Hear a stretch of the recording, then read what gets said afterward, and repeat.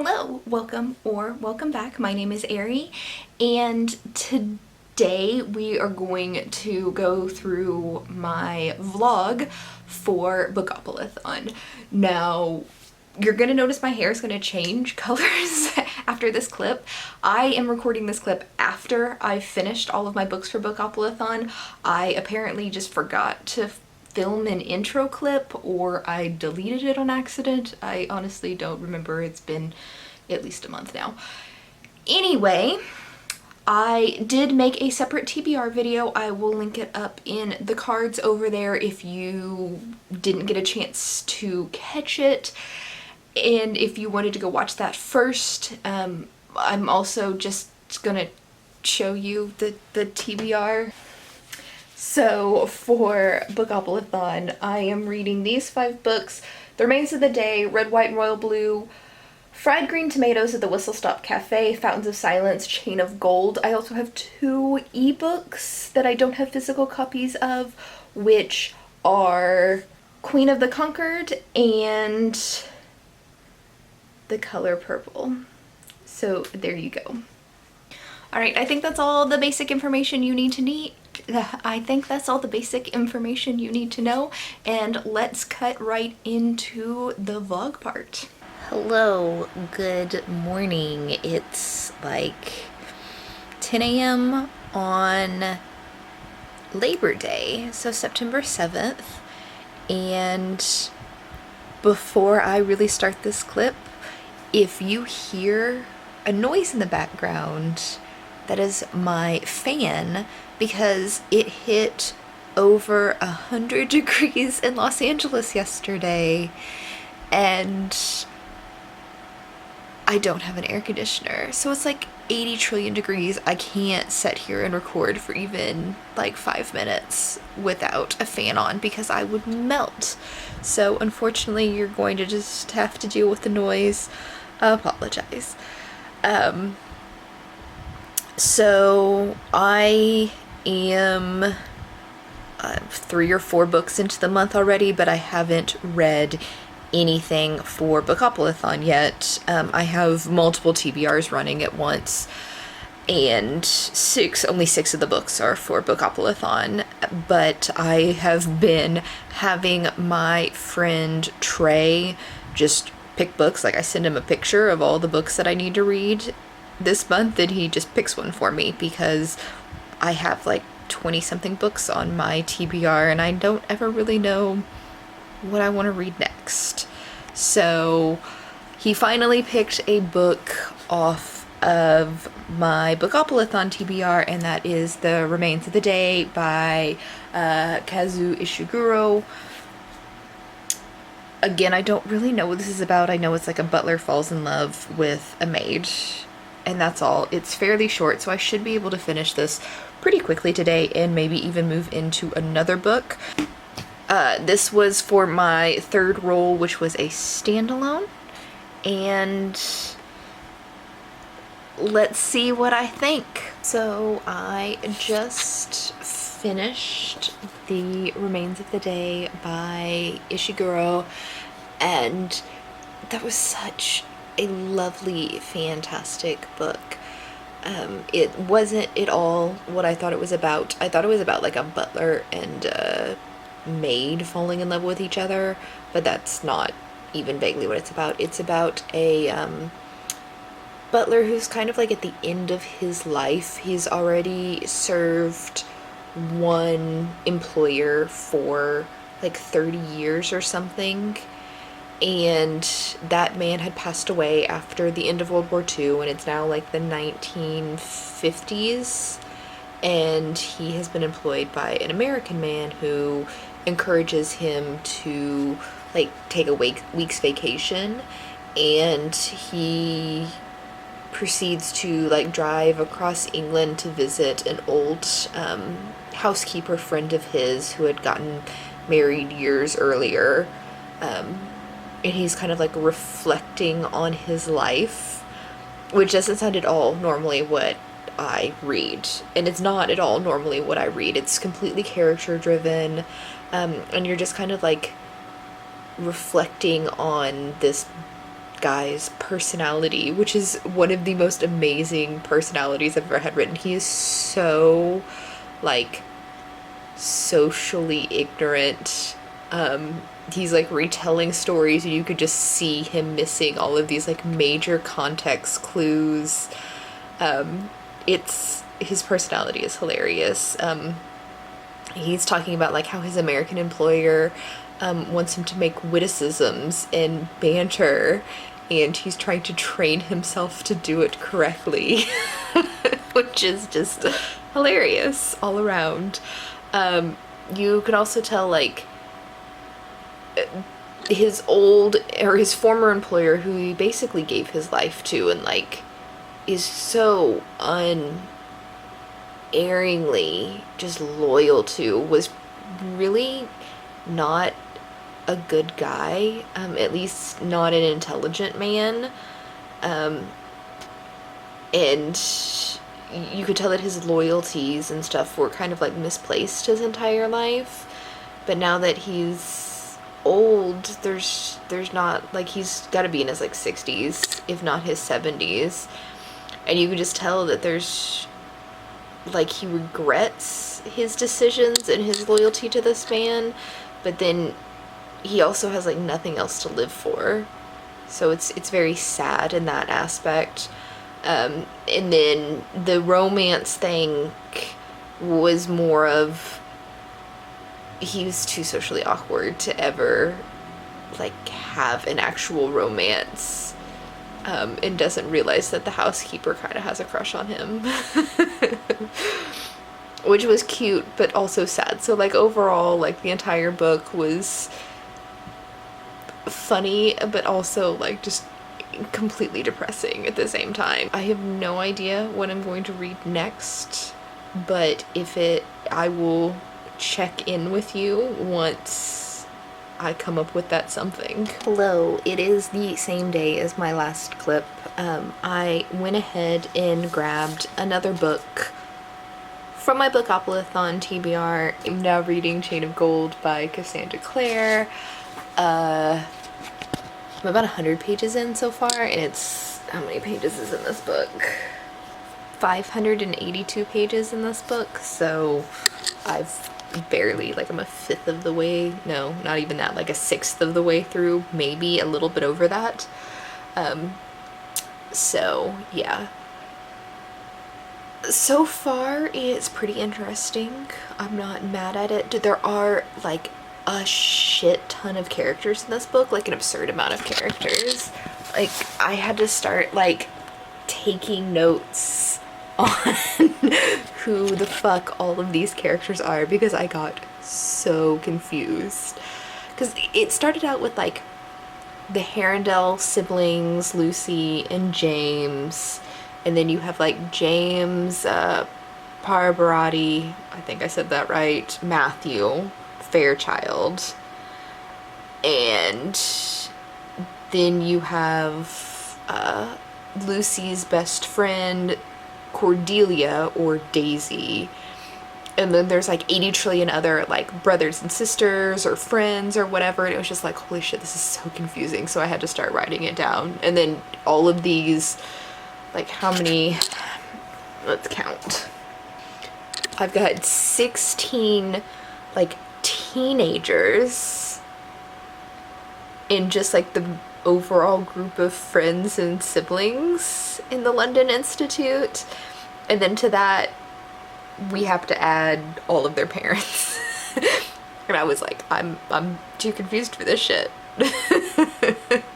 But other than that, it's fairly well paced, just like all of Cassandra Clare's books are. There's no weird incesty things yet. Hopefully there are no weird incesty things, period, because I just don't deal with that well. But yeah, I'm enjoying it, and I will check back in probably at the halfway mark, since it's such a long book. So it's like a day after the last clip. Sorry about my hair, I just got out of the shower, but I'm about halfway through Chain of Gold. I'm mostly enjoying it so far. It's very Cassandra Clare, very fast-paced, action-packed. exactly what you want to read in this type of book. And yeah, I like it. I want to make some predictions before I get too much further in the book. There is a single gnat flying around. Before I get too much further in the book, I do want to ship some things, because why read a Cassandra Clare book if you're not going to ship? I mean, is there really any point? First off, Grace is skeevy. There's something wrong with her. I don't like her. She creeps me out. She's gonna turn out to be evil. I also think that James and what is her name? Cordelia are going to end up together. It's one of those things that you know they're going to end up together, but I don't like them together. I want Cordelia to end up with Matthew, even though I'm pretty sure Lucy's going to end up with Matthew and not Cordelia. But yeah, that's my shipping. I guess I'll check back in once the book's done. Hello. So I finished Chain of Gold, and I think I forgot to record that. Where's the book? I've got it around here somewhere. There we go. I finished Chain of Gold. This was good. This was fun. It was like trashy fun. Like, I'm sure there's some problematic stuff.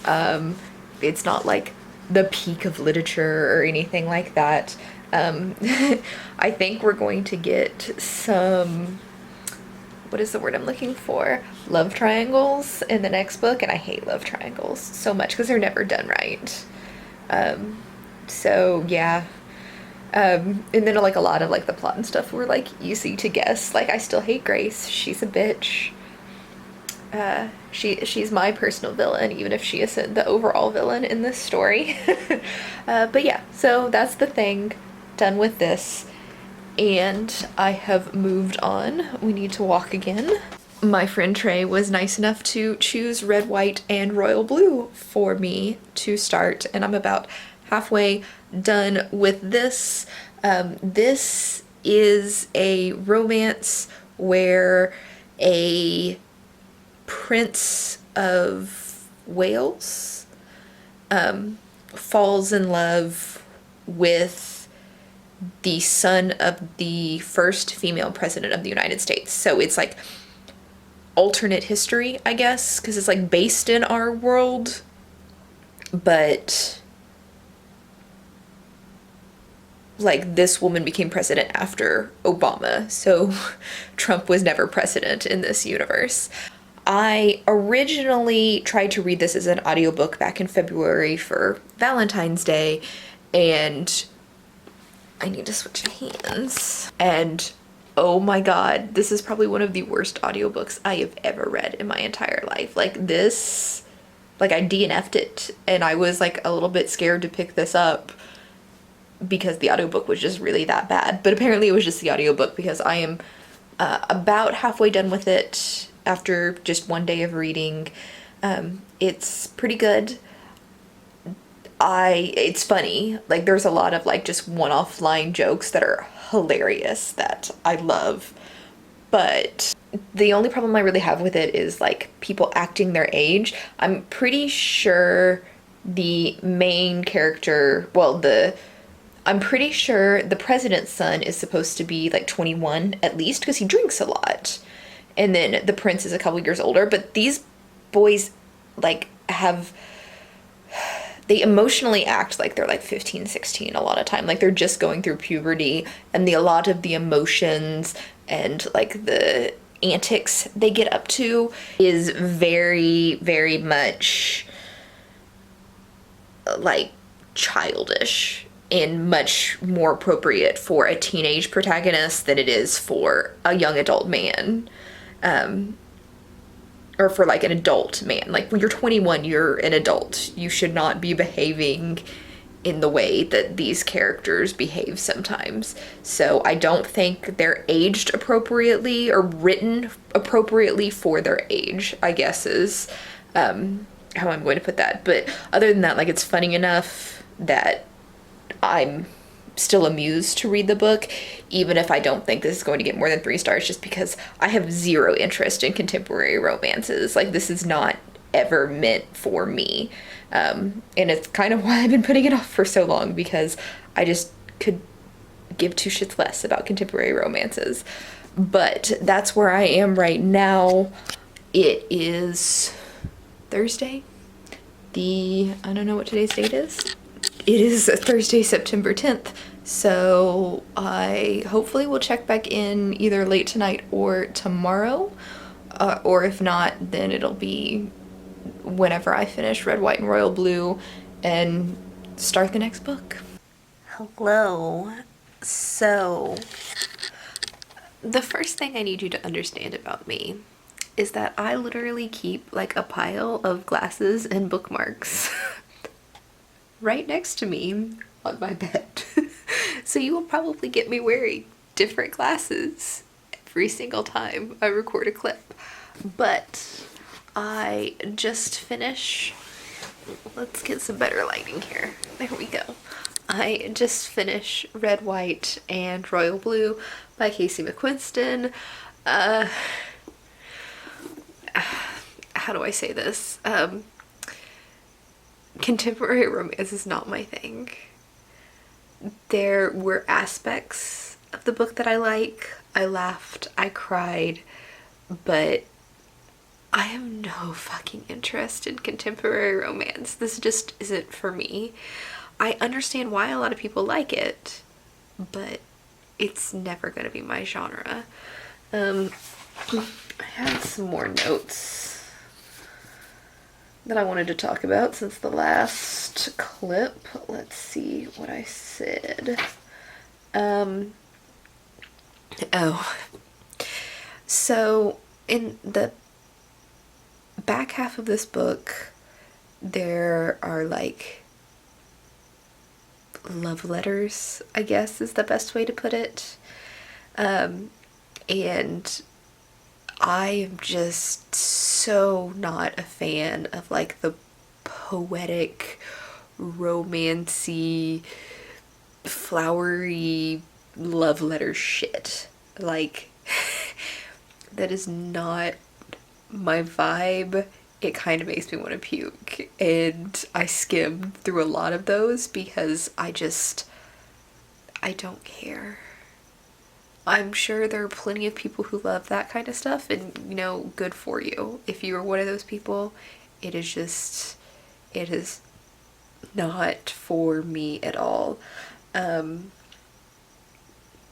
also not, I've never been a big fan of books that everything turns out happy at the end. Like, you get the storyline and everything kind of starts to go wrong, and it goes bad and it goes bad, and oh no, everything's gonna be bad, and then it just gets happy and everybody lives happily ever after. This is not my vibe. So I'm gonna give this a 3-star. And if you like contemporary romances where everybody gets a happy ending and mushy gushy romance shit, then you'll love this book. Like, you will. It just wasn't for me. So my trusty minion, Trey, has already picked out another book for me to read that I will be moving into next. And that is The Fountains of Silence by Ruta Sepetys, I believe is her name. I could have said that wrong, but this is what I'm reading next. This is another book that I've kind of been putting off reading all year. It is a historical fiction taking place in a Spanish Civil War. I don't know which one, or if there's multiple ones. There might not be multiple ones. 1957 is when this takes place in Madrid. I believe there is a romance in this again. And it's like a spy drama. I don't know. I'm not super excited to read it, but I don't know a whole lot about it. So I'm going to give it a chance. I think that I will like it better than Red, White, and Royal Blue because I know less about it. If that makes sense at all. But yeah, it's a little after midnight, so I'm gonna go to sleep tonight. But I should be able to check back in with you tomorrow, as I start the Fountains of Silence. So wish me luck. Hello, it is Saturday the... I don't care how much you're charged. Saturday, September 12th. I was going to film in a different location other than in my bedroom, like always, but apparently every other light in my house makes me very orange, and I can't get my camera to adjust enough to not be orange. It's like the light quality, and it's towards evening. I don't know if you can really tell. It looks a lot brighter in my viewfinder than it actually is outside, but it's going towards evening, so there's not like any natural light to work with. But I wanted to check in with you about what I've been reading today. I didn't read anything at all yesterday. I spent yesterday doing videos. So I like recorded a bunch of videos and edited the video that went up today, and then edited like a couple of other videos. So that was that. No reading, but I did start the Fountains of Silence. This is kind of boring, honestly. I'm not really enjoying it. So what I did with this is I just broke it down into like a week's worth of reading, and I'll read a few pages every day. Because it's not like so boring that I need to DNF it, but it's not interesting enough to just read straight through like I have been doing. So because I'm not going to just read that until I'm done, I asked Trey to pick me another book to read, and he picked Fried Green Tomatoes at the Whistle Stop Cafe, which I have just barely started. So far it's pretty good.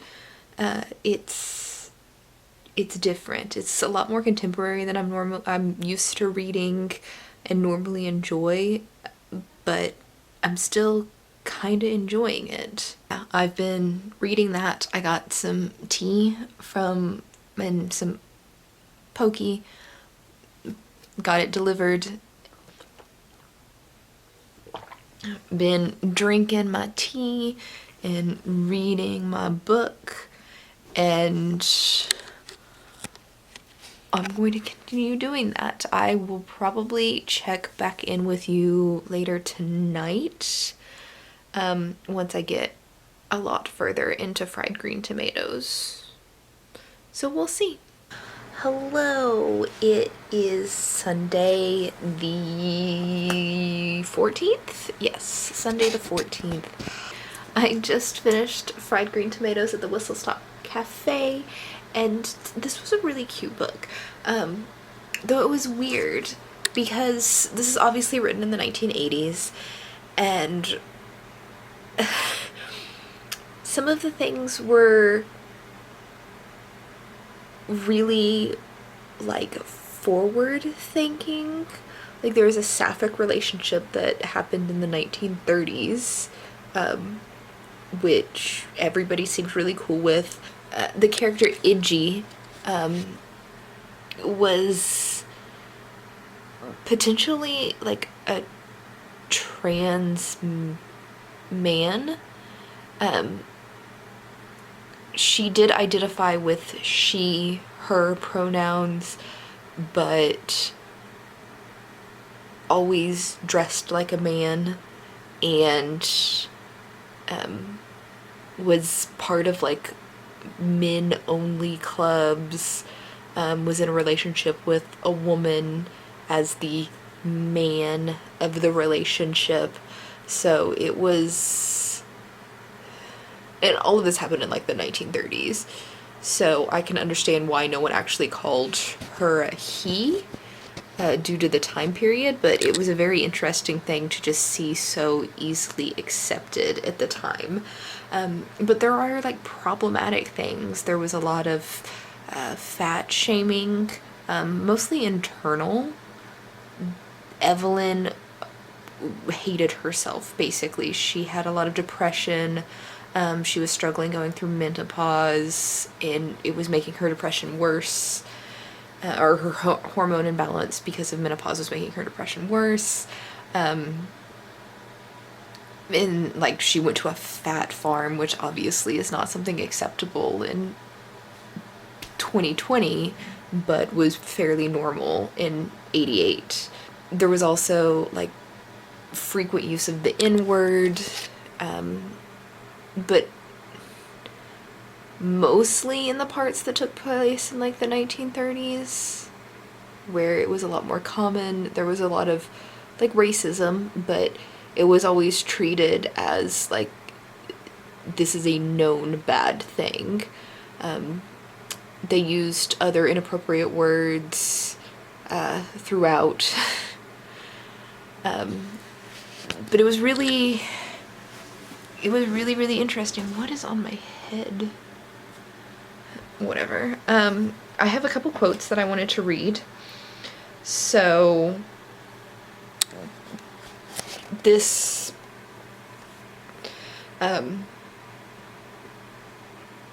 guy had insulted her, right? Just like a random kid at a grocery store insulted her. And she was kind of like thinking about it, and she was like, why always sexual names? And why, when men wanted to degrade other men, did they call them pussies? As if that was the worst thing in the world. What have we done to be thought of that way? To be called a cunt? And then it kind of gets like worse. It's like people don't call blacks, which not appropriate phrase. People don't call blacks names anymore, at least not to their face. And then it goes on with like a bunch of other racial slurs that I'm not going to say on camera, that are very, very not okay. But it's basically people don't call these races these slurs, but they still insult women. And that happens even still today. So it's a very interesting concept. Where it's good and bad. Further into this conversation, she starts basically slut shaming. There's not a whole lot of respect for sex workers, but I guess that was unexcusably, it's accurate for the time period. Another section that I thought was really good was Iggy doing some parenting, where her, I guess it's technically not her son, but her son, was asked to a Sadie Hawkins dance, and he basically hurt the girl's feelings. And so she's setting him down, trying to get him to admit like what he did. And she was like, what did you say? And he was like, I just told her I wasn't interested. And she was like, no, what did you say? And she keeps badgering about it. And she was like, you told her to come back when she had grown some tits and ask you again. Isn't that right? He didn't answer. Isn't that right? Aunt Iggy, I was just kidding. Well, lucky you didn't...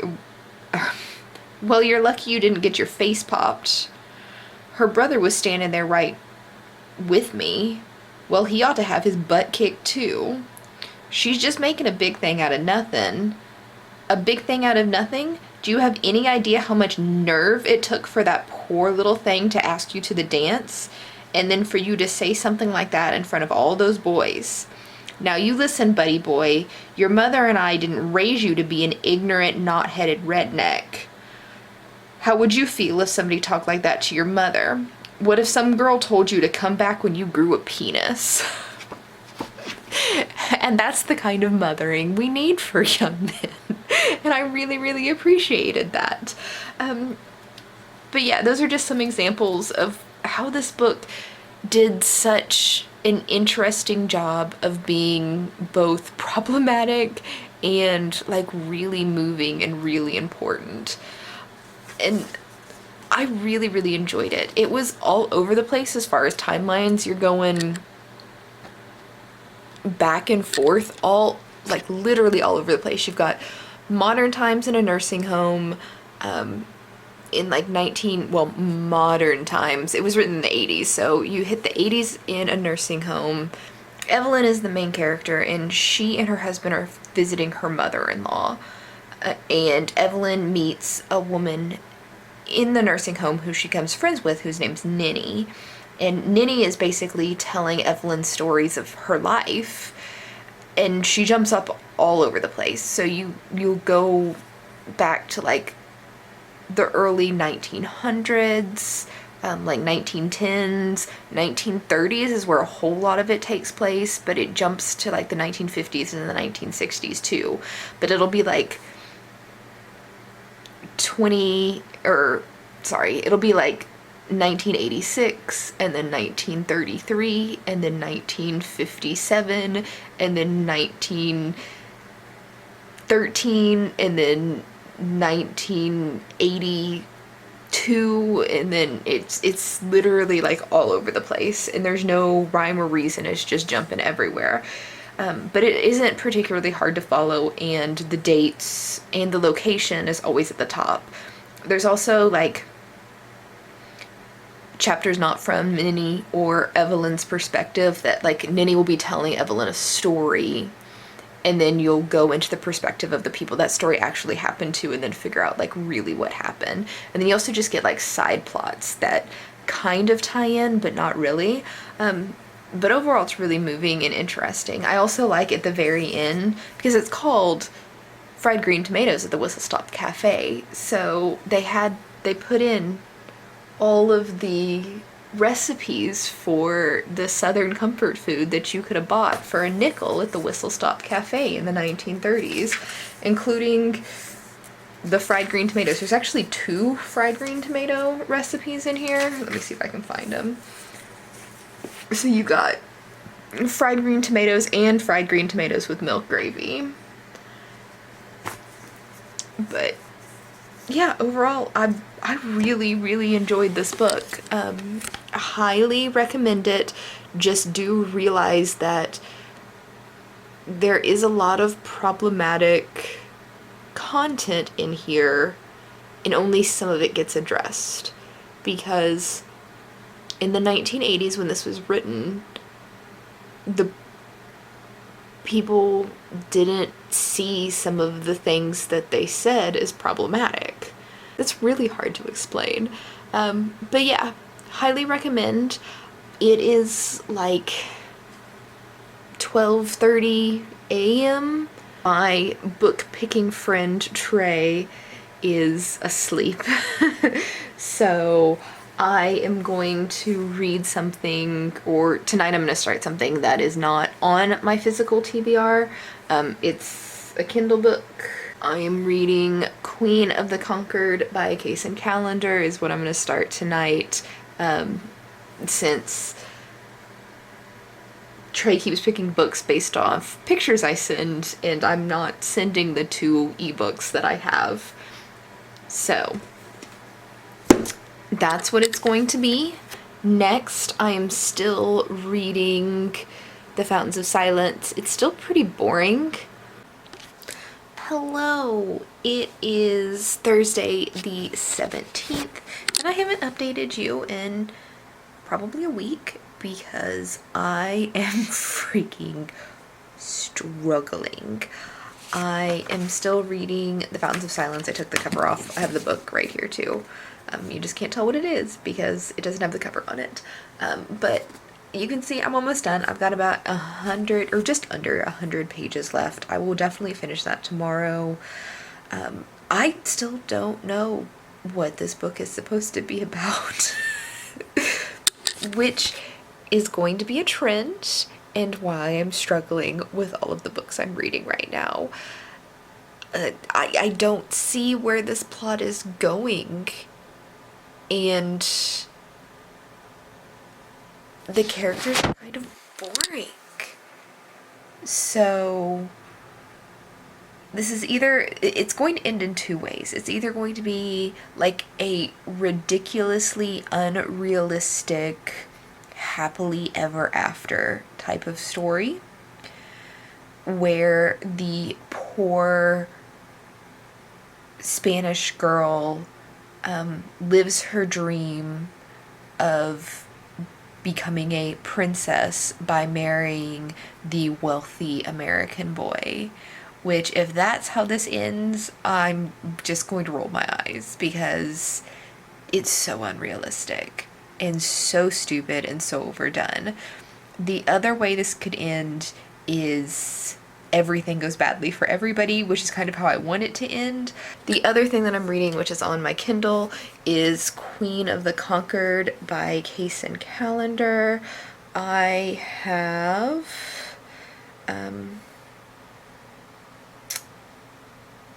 a little over 100 pages left. I have like 130 pages left in this. And again, I am bored out of my mind and I don't see where the plot is going with this. This is a very, I guess it's not really a character-driven story, but the plot is very weak. I can understand that it's supposed to be about like a fantasy world that's very parallel to the Caribbean islands, when the Caribbean islands were mostly used for the slave trade, where a bunch of white people have come, they've enslaved all of the people of color, and it's just generally miserable for everybody, and the white people are assholes. That's basically the world that they live in, except for there's magic, and somehow there is one black woman who is part of the ruling class, and her backstory doesn't make any sense to me. The fact that she is still in power doesn't make any sense either, because the entire like basis of this civilization is all of these people are assholes and they just kill each other. And there's some like bullshit about how they're supposed to be like respected in their higher class or whatever, but like literally every wealthy white person is killing each other. So why is this person that they all obviously hate because of the color of her skin still alive? And like, who are they answering to not just killing her? And that doesn't make any sense to me. She's not magically powerful enough, and she has literally no allies. So the fact that she is allowed to exist when they obviously don't have any reason not to kill her according to their own morals doesn't make any sense. Also, she is like insufferable. There is no person in this entire book who has a good personality or is a likable character. And I understand that this woman is supposed to be a little bit of a unlikable character, but she is just miserable to me. She hates everybody. She's aware that she thinks herself better than people with the same skin color that she has. Like, she's aware of it, and she keeps making excuses to herself that she only acts like this now until she can free them. But even her excuses to herself ring very hollow. She thinks she's better than everybody, but she hates everybody and hates herself, and everybody hates her. And I appreciate the fact that this is supposed to be a fantasy tale of people of color overcoming their white slave oppressors. And like I appreciate that. I just don't think that this particularly was told well as that story so far. And it's kind of just a struggle right now because everything that I'm reading, which is 3 separate books, I don't particularly see the point of, well, okay, I don't see the point of one. One of them, the characters are miserable to read about. Like, everything about their lives are miserable. And the third is just so annoyingly repetitive. But yeah. Hopefully I will have an update for you tomorrow where I can tell you that I'm finished with all 3 of these books, because I have probably less than 100 pages to go in all 3 of them. So, cross your fingers. We're close, and then I can move on to something less likely to drive me batshit crazy. It's Friday, September 18th, and I have finished lots and lots of books today. Last night I finished Queen of the Conquered by Kacen Callender, and I honestly had so many, like, pacing and plot problems with that book. I very, very much enjoyed the fact that it is about, like, enslaved people of color, and that it really goes into how extremely problematic that enslaved lives were in the Caribbean. Even though it's not like a one-to-one comparison, it's obviously referencing slavery in the Caribbean in a magical, fictional setting. There's no direct comparison, nothing like that, but it does bring up the question of, or it does bring up conversations about slavery, and all of that, all of the rep and everything I really liked. My problem was with the pacing of the book and, like, my inability to suspend my disbelief about, like, what's happening in the story. Overall, I really did not care for it because of, like, the actual plot points were so difficult to, like, buy, I guess. And everything was told in, like, a stream of consciousness. The main character could read thoughts, so most of the story is just her pulling other people's memories to read all of their thoughts. So it's not like, most of it wasn't taking place, like, in the moment. It was stories that she was pulling from people's brains, which was boring as shit to read. I don't like stream of consciousness. I'd rather see something happening than just hear it. My arm is getting tired, so we're going down here. So that was a 3-star, not great. I have no interest in filling out or finishing that series, so I won't, but I would really like to read something else in a fantasy setting that deals with slavery and people of color. So if you have any recommendations, stick them down in the comments so I can pick that up. I also probably will end up trying something by Kacen Callender that does not have any fantasy settings, because I've heard a lot of really good things about their writing. The other book I finished was Fountain of Silence. This is a very, like, slow story type of book. I actually have it right here. It's a thick boy, but it's a very, like, slow pace. This is not something that you're going to just, like, quickly plow through and read the whole thing in, like, one setting. This is a very slowly building story, and it takes place in the 1950s, post-World War II, in Spain under the dictatorship of Franco, I think was his name. And I enjoyed it, kind of. I didn't know where the story was going for most of the story. I think it was too slow for me, so it gets a 3-star just because of the slow pace of it, honestly. It's about a very specific problematic thing that happened during this dude's dictatorship, but I can't tell you what that thing is without like hugely spoiling the story. So all I can say is if you're reading this and you were like me and you were like, I don't understand what the fuck this book is trying to get at, it has a point. The point is very powerful, and by the end of the book I enjoyed it. But just the build up to get to that point was so long.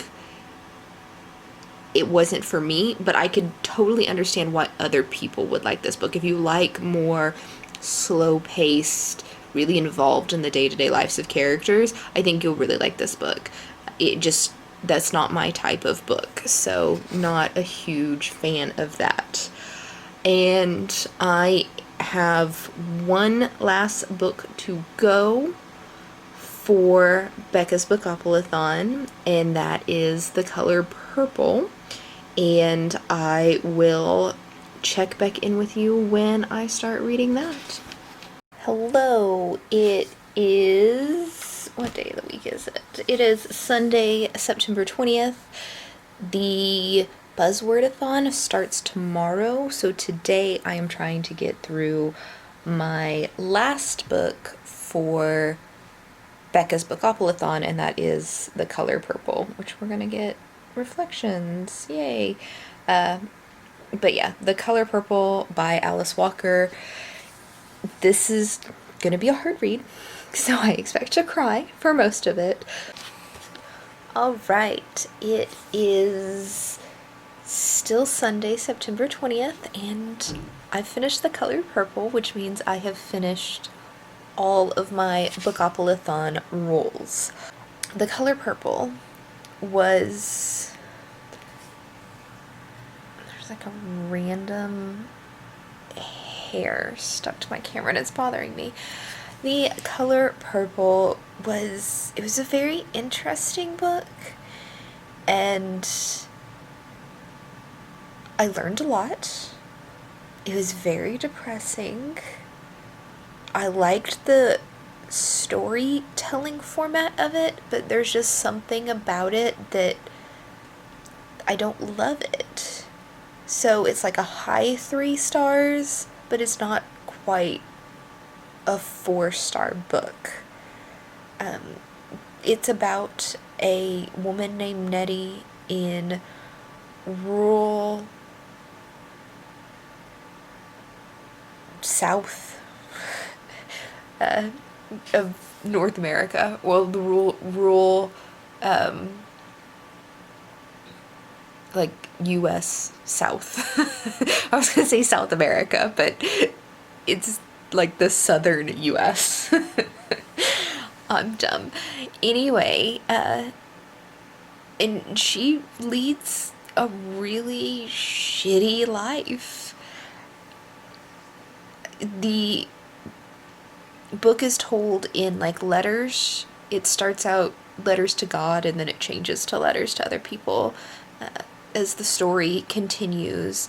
But like the opening chapter of, or the opening letter of the book is Nettie telling God that her father raped her for the first time at the age of 14. And that's literally how the book opens. So you're like jumping into this like, holy shit, what am I about to read?